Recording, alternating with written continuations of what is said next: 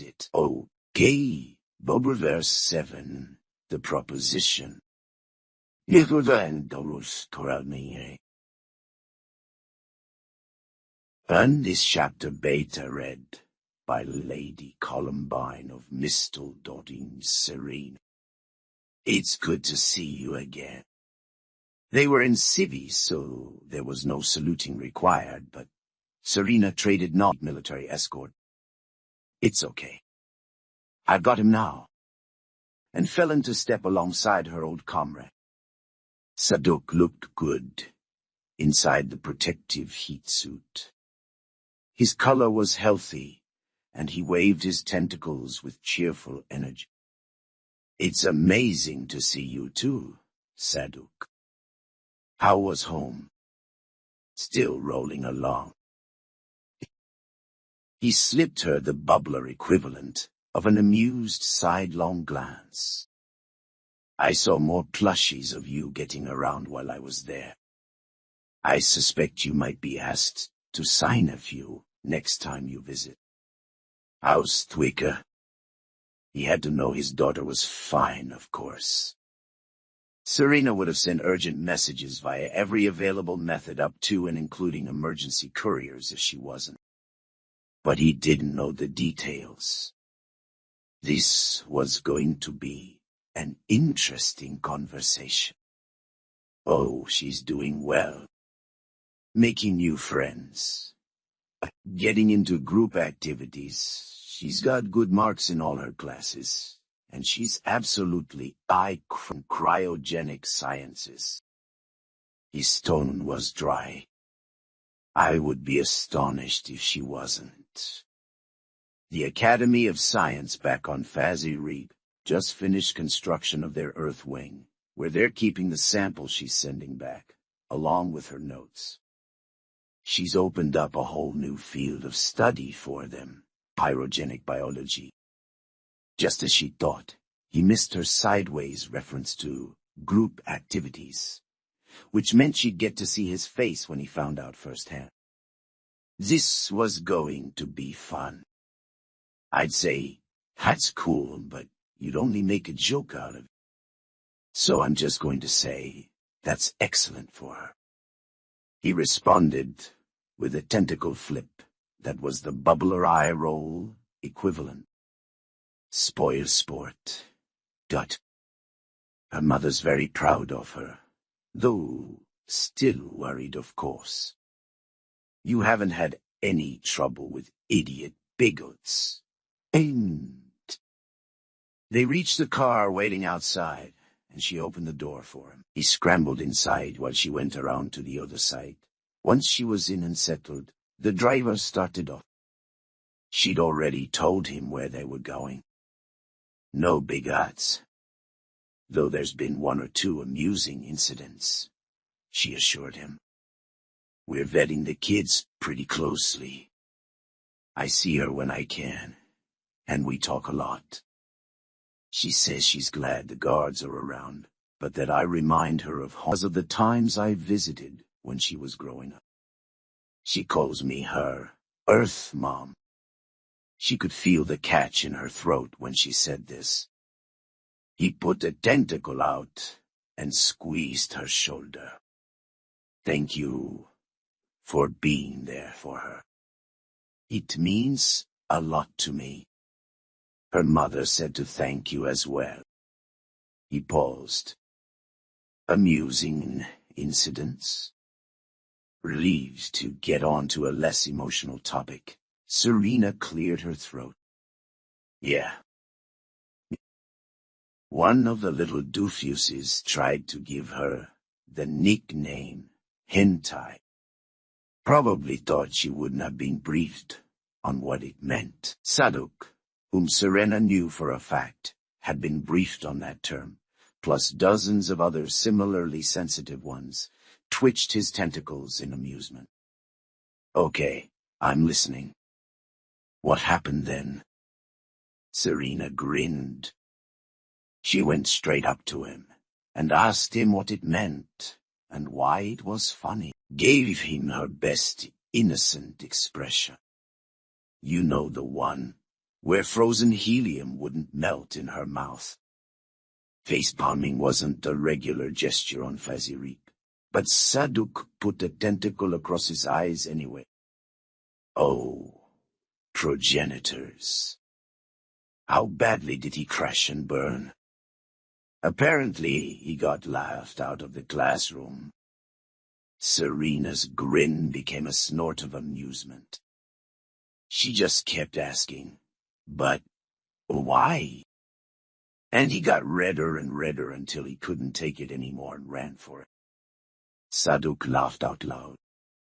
And that's my little girl.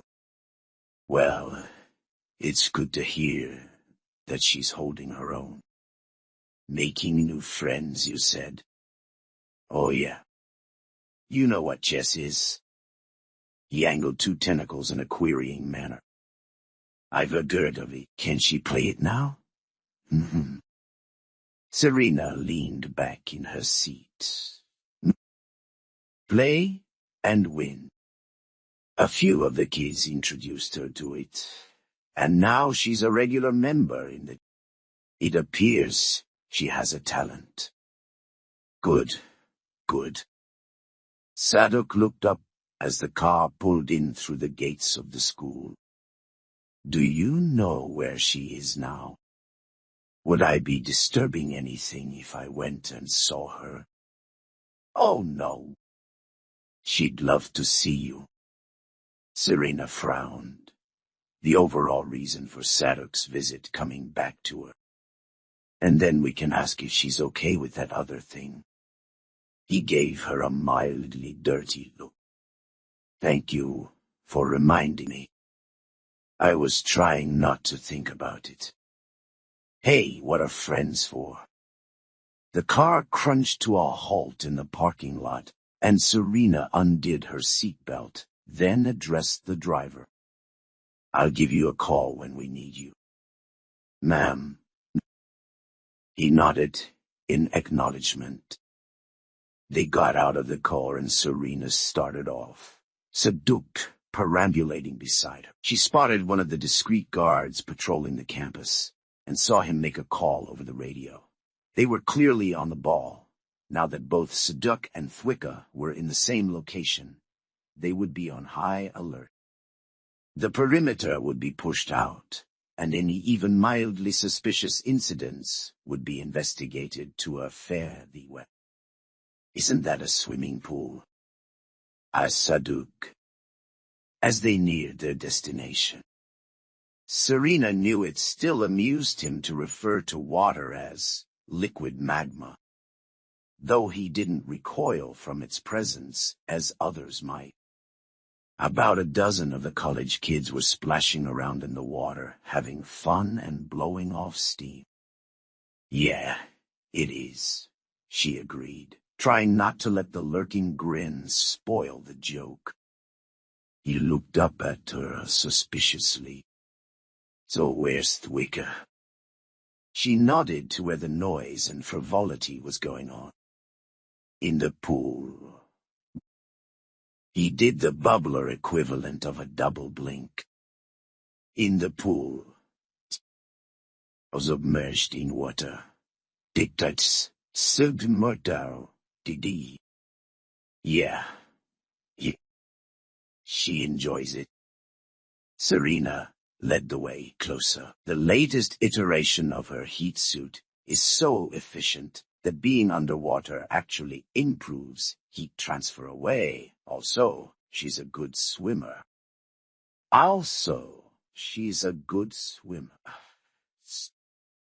Pausing at the edge of the pool, she pointed at where the tentacled figure of Thwicka was swimming laps, a good 6 feet under the surface.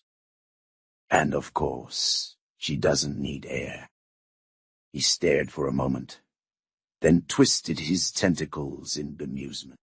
I used to make jokes about that sort of thing, but her mother must not hear about this each.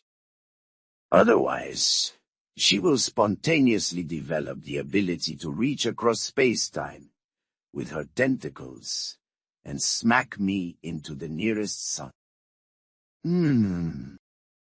Serena felt her lips twitching. So, you don't want to know how she's also on the soccer team? Saduk stared at her with something approaching horror. That game where people run around at high speed and kick a small ball into a large net. There is no way she could play that game. She would overheat in a matter of minutes. The grin refused to be held in any more, unless she's the goalie. He paused in mid-rant, considering her words. A position where she does not have to move far, and mainly uses her tentacles. Okay, I understand that as well. But please don't tell her mother about this one either. I know you wouldn't have permitted either activity unless it was safe for Thwicka, but I still want to flee shrieking when I think, with a tremendous sploosh, Thwicka burst up out of the depths of the pool like a dolphin breaching, but with withal rather more tentacles involved.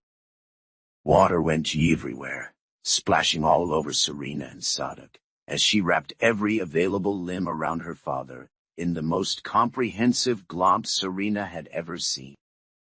"Father!" squealed Thwicka. "You're back. It's so good to see you." "Well, hello to you too, little wriggler," chuckled Saduk as he returned the hug. "You're being rather more adventurous than I expected. Swimming in water. Playing soccer. Do you wanting your mother to find out about these things?" As Thwicka unpeeled herself from Saduk, a look of horror echoed his expression from not very long before. "Progenitors, no beast. That would be a very bad idea. She would insist that I come home from Earth, and I am having so much fun here.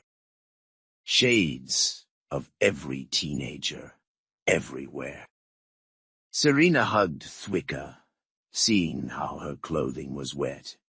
"Anyway, I'm glad you're having fun, kiddo. As am I." Saduk added a tentacle to the hug. "I had hoped you would find a way to fit in, but you are exceeding my greatest expectations. I did not expect to enjoy Earth so much either, but I am." Thwicka looked up at her father, then at Serena, as they moved away from the pool. "Something is bothering the pair of you." "What is?" Surprised, Saduk shared a glance with Serena. "Did you already speak with her about it?" "Oh, please." Thwicka made the exasperated eye-roll motion with her tentacles. "I've been learning human body language from an early age, and you've never been able to keep a secret from me, father. Something is the matter, and it's about me." "Well, she's got us there." Serena went over to a bench and sat down on it, to bring her eye level closer to Thwicka's.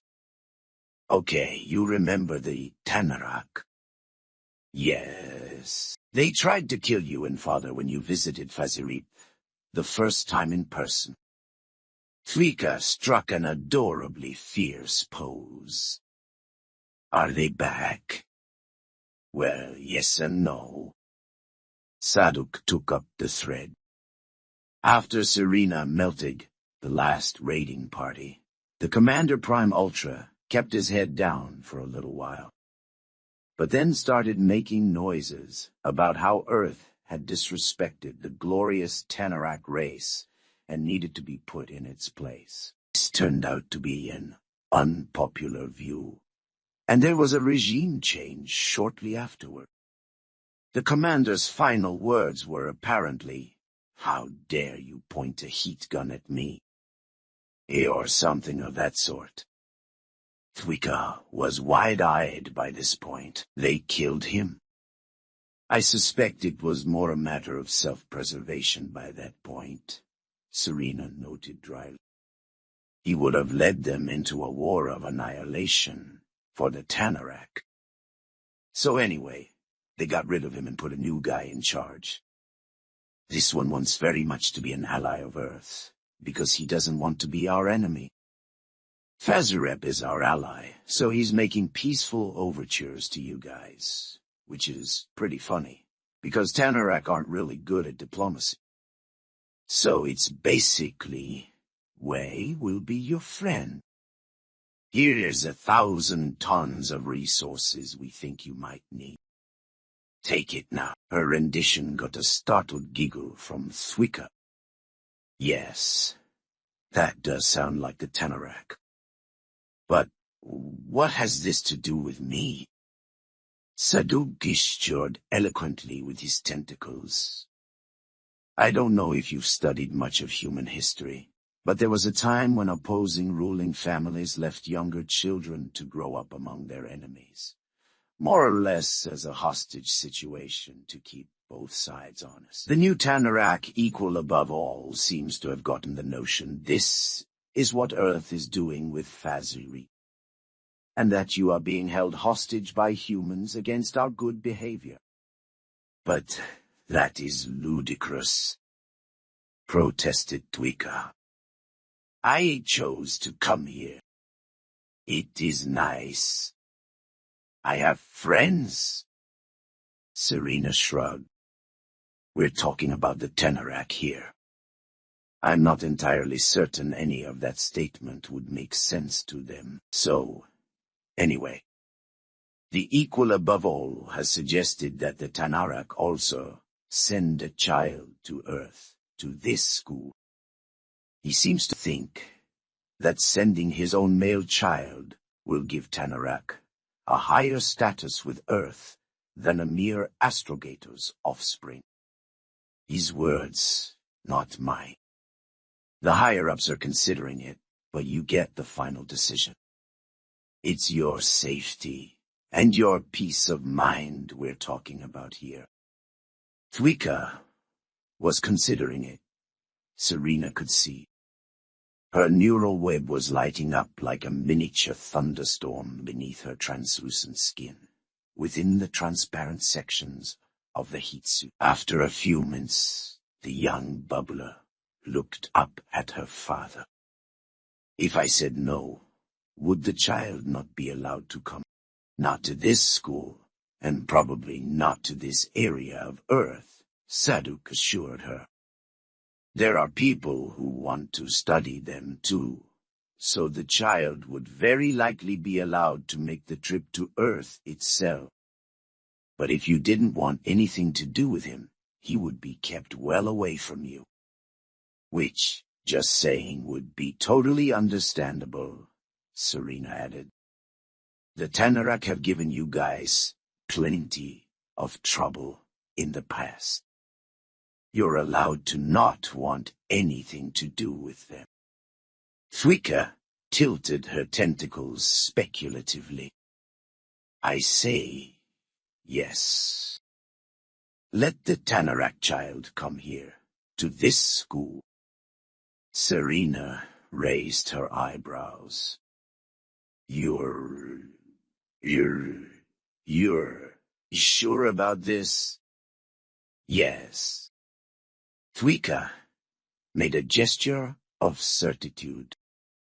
He is not my enemy, and I am not his.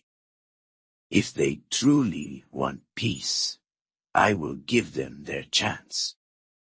Good girl. Serena rubbed the top of Thwika's brain case fondly, then grinned at Saduk. Say it. Thwika looked between them with a puzzled set to her tentacles. Say what? Saduk made an aggravated noise. House. Ein Dutch. She bet me you'd make that choice. Fine, Dutch. Irritating human. You know my daughter better than I do. You sirs. Happy. Holding up her hand, Serena was promptly rewarded with a high five and a giggle from Thwika. Yup, hein.